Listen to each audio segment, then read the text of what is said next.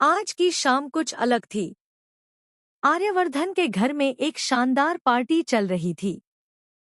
रोशनी से जगमगाता हुआ पूरा बंगला फूलों की खुशबू से महक रहा था। हर तरफ मेहमानों की हंसी और संगीत की मधुर धुनें गूंज रही थी।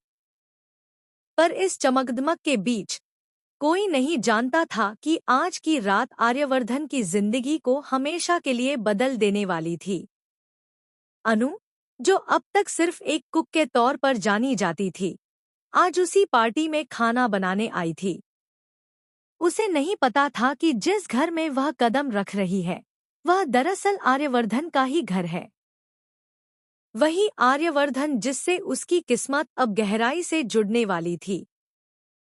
जब अनु रसोई में काम में व्यस्त थी, तभी अचानक कुछ मेहमान खाने की तारीफ करते हुए उसे देखने अंदर आ गए। सबकी नजर अनु पर पड़ी और उसी पल दूर से उसे आर्यवर्धन ने भी देख लिया। दोनों की नजरें कुछ पल के लिए टकराईं, जैसे समय ठहर गया हो। आर्यवर्धन के दिल में एक तूफान उठ गया।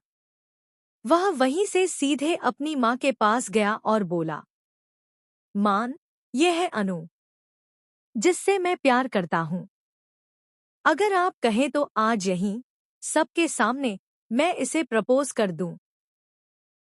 आर्यवर्धन की माँ, जिनके चेहरे पर बरसों से अधूरी ख्वाहिशों की झलक थी, मुस्कुराई और बोली, "बेटा, मैं तो कब से यही चाह रही हूँ कि तेरी शादी होते देखूं।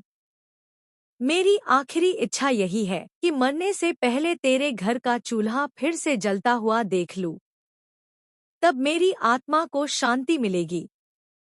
माँ की बात सुनकर आर्यवर्धन की आंखें नम हो गईं। वह बोला, "ऐसा मत कहो माँ, आप हमेशा मेरे साथ रहेंगी। मैं आपको खुशियाँ दूंगा, बस आपका आशीर्वाद चाहिए।"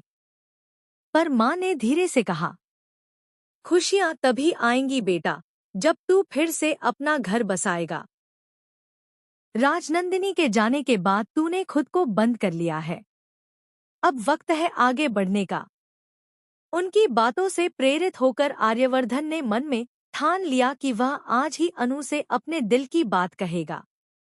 लेकिन जैसे ही वह उसे प्रपोज करने के लिए बढ़ा, तभी पुष्पा जी, जो अनु की माँ जैसी थी, हंसते हुए बोली, "आर्यवर्धन जी, मेरी बेटी के लिए कोई अच्छा जवान लड़का ढूंढ दीजिए, बिल्कुल आपकी तरह जिम्मेदार हो।"